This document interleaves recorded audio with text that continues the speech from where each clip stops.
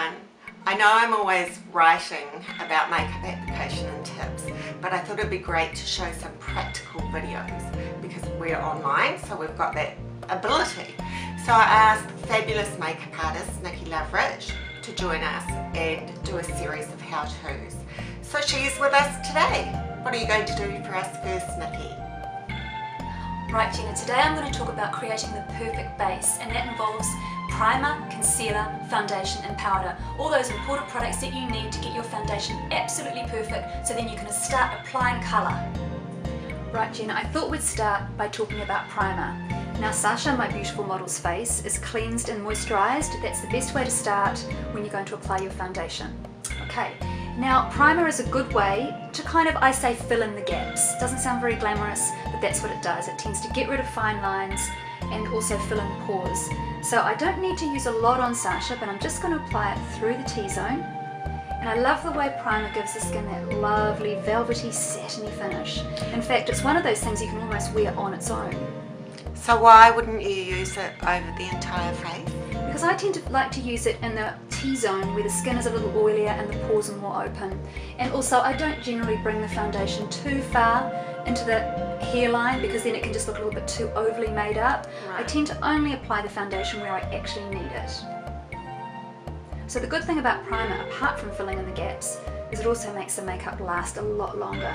So it's particularly good when you've got things like weddings, special occasions, or just a long day at work. The next step is concealer. Sasha has naturally slightly dark circles around the eyes, but the secret with concealer is to only apply it where you need it. So I'm going to use a concealer that's a couple of shades lighter than Sasha's natural skin tone. And you're using a brush. Can you use your fingers? You can use your fingers.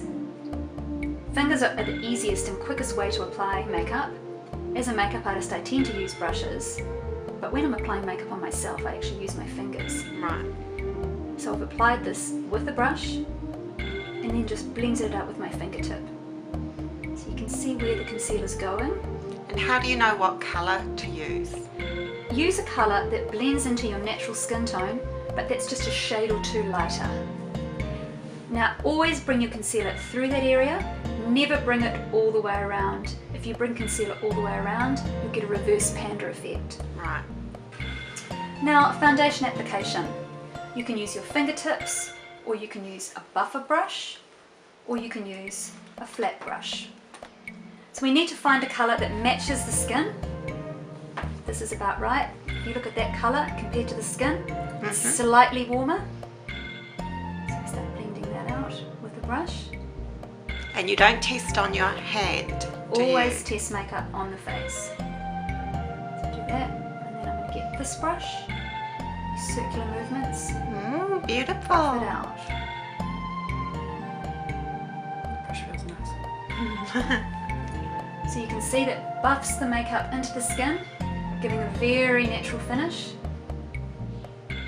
Wouldn't that use a lot of product? No, it doesn't. It actually saves on product. So you can see the difference between this side of the face and that side of the face. So I'll just put a little bit more through here.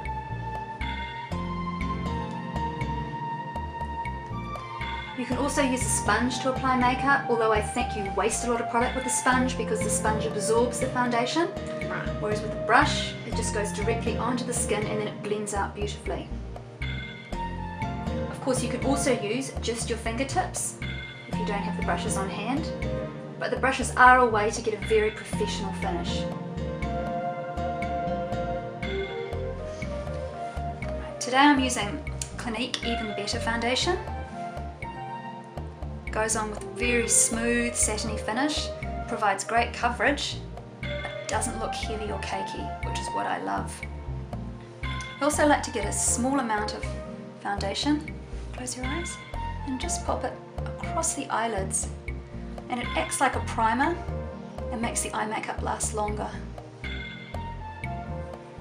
Now I'm going to get a touch of mineral powder and just dust it over the face in big circular movements with a soft brush. And what that does is it seals the foundation, just takes away the extra shine while still leaving a lovely dewy finish. So we've been through all the steps: primer, concealer, foundation and powder, and now we have the perfect base.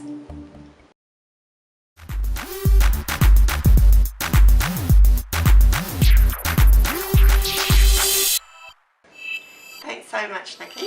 Now we know all the tips to getting a perfect base. We'll see you soon.